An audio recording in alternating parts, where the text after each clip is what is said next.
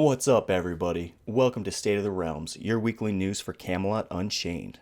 I'm your host, Swiper, and today I want to go over the weekly wrap-up for June 21st, 2019. If you're new to my channel, each week I give a brief overview of Camelot Unchained's weekly wrap-up. I go over 5 of their top 10-ish items and 5 of my favorite questions asked. Today's show was a little over an hour, so I will not be going over everything. So if you're interested in checking out their stream, I'll make sure to post the link below in the description. So let's start with my top 5-ish. Alright, starting with number 1, work in progress, tech. Rams. So Rams now have 7 control points. This means 6 people can push it and the 7th person can do the damage. They also updated the Rams so they prefer to move in a forward motion, and this is going to require at least 2 people to push. So I'm guessing here that if you are not pushing it forward and you're kind of pushing it left or right, you'll probably get some resistance. So I guess it's kind of mimicking what a real Ram would be like, considering it's built to go forward and back. Alright. Number 2, art and doors. The modeling for the new massive doors for the Cherry Keep has been completed. These will now get animations and will be placed within the keep wall. So I'm not sure if we're going to see this in the next round of testing. I did ask the question in the Q&A, but I think there are so many questions kind of flying by that this one got skipped. So I'm hoping we see it. They might be referring to just the internal testing, but I guess we'll see next time they do a test. Alright, number 3, work in progress, tech and building destruction. So the team worked on making items move more dynamically when they become detached from a building. This will make building destruction look better when the building has items attached to it. So I'm going to go on a limb here and say maybe like torches or doors that could be attached to the walls. Maybe will look a little bit more realistic when the keep is getting like shattered and things are blowing up and blowing off the keep. So this will be pretty cool, and I'm interested to see how this turns out.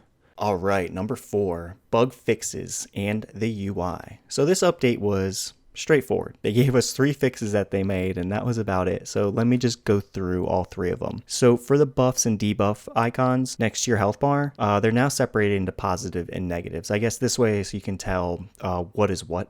So that's pretty nice. It looks like they fixed a bug where not all the combat log messages were being shown. They also fixed a bug where the ability button icon wasn't updating if you modified the ability using I believe the ability builder. So overall, pretty cool. Alright, and for the last one, I kind of combined some of the art animations together.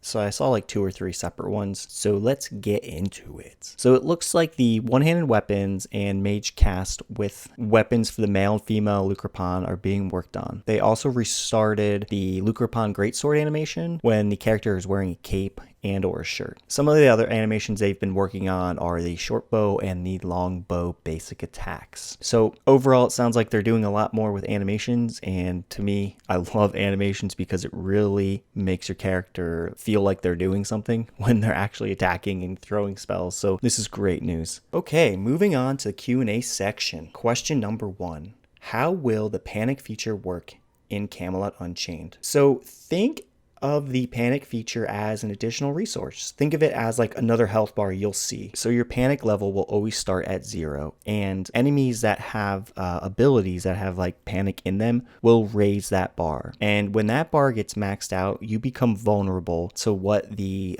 panic effect would be. So let's say somebody throws a fireball at you that has a panic effect of like a stun or a fear. If you are at 100% with your panic level, you're going to be stunned or feared or whatever it is. Now, I know your panic level can decay over time. I know there are also going to be classes out there that can reduce the panic level, so it'll be very helpful to have them around you when you're in these big large scale battles. This feature kind of reminds me of something that Star Wars The Old Republic did in PvP. Now I don't know if you guys play this game, but in PvP there was a CC bar, right? Every time you got CC'd it would fill up, and once you're at 100% you could no longer get CC'd. So it's kind of like the reverse effect what the panic level is, but it's a similar idea. Alright, question number 2. Will we get special screen effects for things like poison and bleeding? So if you don't understand what this person is asking, basically what they're saying is, let's say somebody hits you with a sword and it causes a bleed. Now in some games you'll see like that border around your screen, it'll be like pulsing red or pulsing green, and that's basically telling you like, hey, you're bleeding, or hey, you're poisoned. So this game most likely won't have that, it won't have as many, because there are so many different spell effects in this game that it would just be totally overwhelming. You'd see all these colors and flashing, and it'd just be nuts on your screen. Now, they did say that stealth will have it when they go into the Veil. You'll see something, like maybe on the borders or something. And I know when you die, it gets like darker on the edges and things like that. And there's like big red letters like, your death or whatever. So it sounds like they might do some things like this, but they're not going to maybe do it for everything. I guess we'll find out in time. It sounds like they would like to do something, but it to me, I kind of agree with them. I don't want like 40 different colors on my screen like pulsating, because then I'm going to be like, what the hell's going on, But anyway, let's move on to the next question. Okay, question number 3. Will we see the CC immunity timer come back again? So I believe before they did the rehabilitation and all the other spells and some of the changes they made with the code, there was a feature in the game where if you got CC'd, eventually there was like a timer where you couldn't get CC'd. So apparently this feature is coming back into the game. What they're trying to do right now is just trying to get all the abilities in with all the classes, and then they're trying to do some balancing. So I think once they get further along in that, then this will become a thing again. All right, question number 4. And this one is awesome.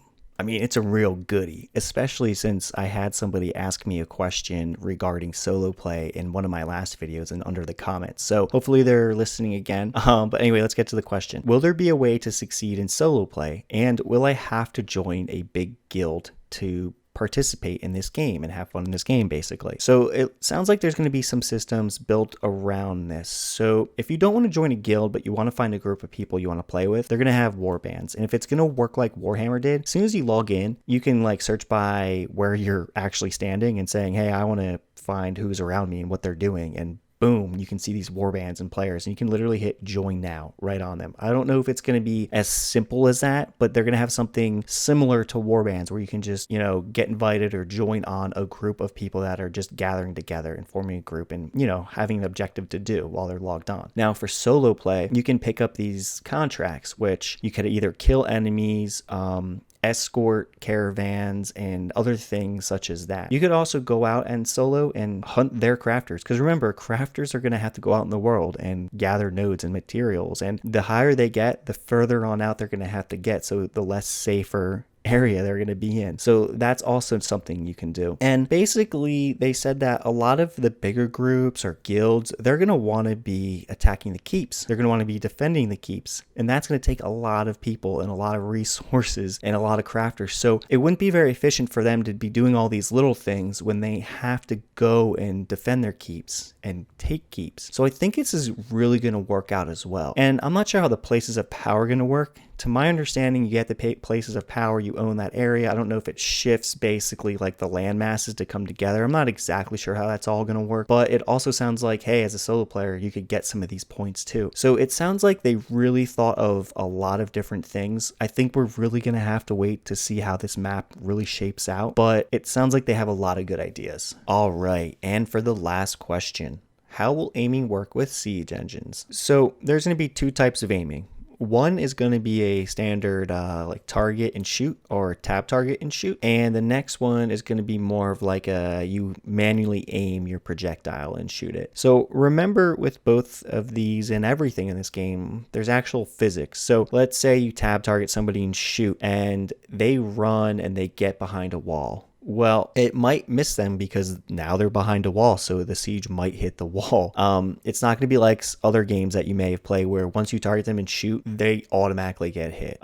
So whatever's going to be in front of that projectile when it gets shot, that's essentially what it's going to hit. So if it makes it all the way to the target, doesn't move, or the target's still in range, you'll hit them. But if the target is smart enough to get out of range, you're not going to hit them. So it's going to be more of like a realistic type of game, which is going to be really cool. All right, ladies and gentlemen, that is going to do it for me today. Before I go, this weekend, I did find an interview article with Mark Jacobs from Massively Overpowered. It was a pretty good read. I did a small video on it, so if you're interested in that, you can check it out here. I'll put it right in the YouTube little card thing. I highly recommend you check out the article as well. It has some really good questions, and they did a great job of explaining some of the history that Camelot Unchained has kind of gone through these past couple years. So I'll also put the link to that in the description below. But anyhow, thank you so much for listening. If you like this video, please hit that thumbs up. And if you want weekly updates such as this one, please hit that subscribe button. It really helps.